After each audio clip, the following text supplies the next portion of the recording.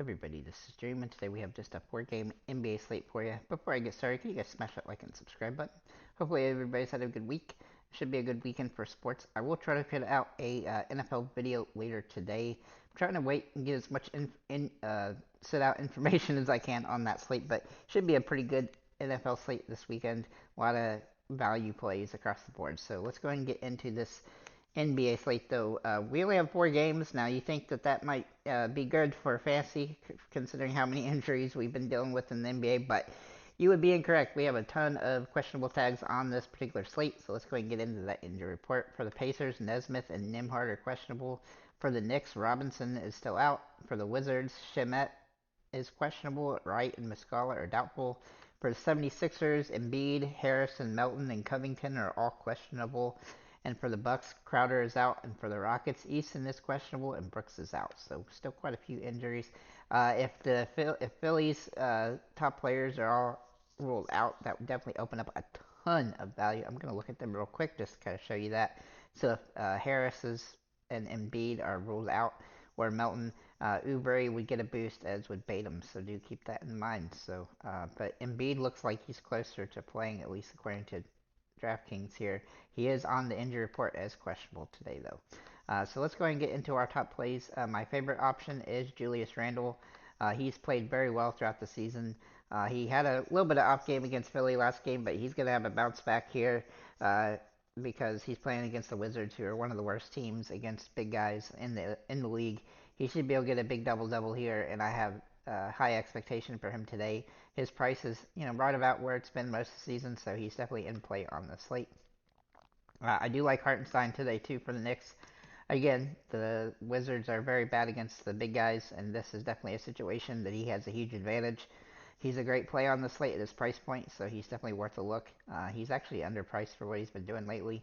It seems as long as Mitchell is out, he's going to have a lot of upside as a result.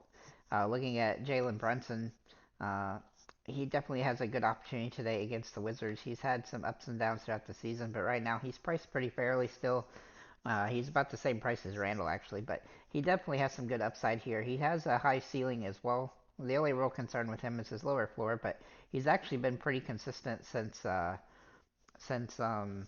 trade that they made with the Raptors. Now, the question here is if he can 5x, because he does need about 43 fantasy points to pay off here.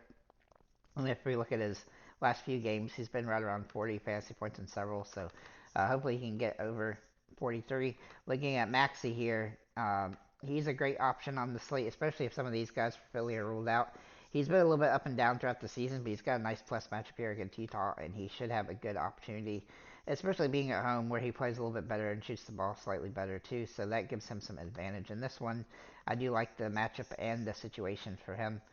Looking at Sengun for Houston, he's been pretty consistent and a good fantasy aspect for most games this year. He's had a couple off games, but for the most part, he's usually a pretty sturdy player to use in fantasy wise, and he's a little bit underpriced considering his upside.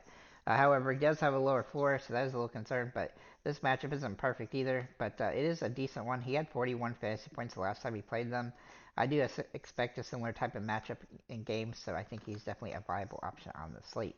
Looking at Jason Tatum, it looks like Boston should be at full strength, and if that's the case, then some of their guys should be, stackable today, kind of because of the way that the Pacers are playing. The Pacers play absolutely no defense, and they run the ball as fast as possible. So if the Celtics will get sped up a little bit, that should help their fantasy output. The only problem is that they're also kind of priced up. So I do think they have some upside in this matchup, and Tatum's my favorite option on the team, but as he has that monster upside. But honestly, for his price, he's a little bit more expensive than Maxi Brunson and Randall, and even Sengun, and he has similar type of upside and for today's game.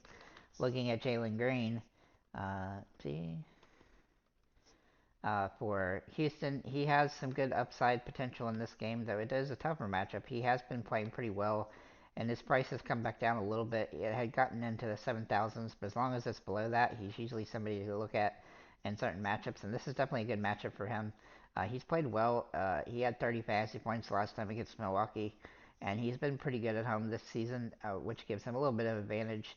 So I think he's going to have a good opportunity to have a good game here, especially with Van Vliet being somewhat inconsistent lately, I do think he's a viable option in this game. Also, if with the Rockets, they play a pretty slow pace compared to some of the other teams, but this should be a pretty decent game. With all four games are within 237 to 247. In fact, the three games that aren't the Boston Indiana game are all within 1 point when it comes to the totals. And then the spreads here for the slate: Boston is a 5.5 point favorite. New York Knicks are 9 point favorites. The Philly is 11.5 point favorite, and Milwaukee is 7 point favorite. I think all those games are going to be pretty tight, actually. So I don't think that Philly's going to blow out Utah, especially if the guys are hurt. The Knicks do have the potential to have a blowout against Washington, but I don't think the Knicks have been um, consistent enough to suggest that that will happen today. So overall, this slate is interesting, though it is only four teams and there's not a ton of value, at least not at this point. Hopefully, some of these injury situations will open up and get us some solidification there.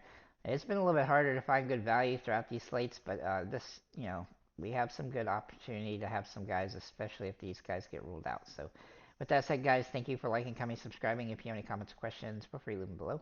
And have a nice day, guys.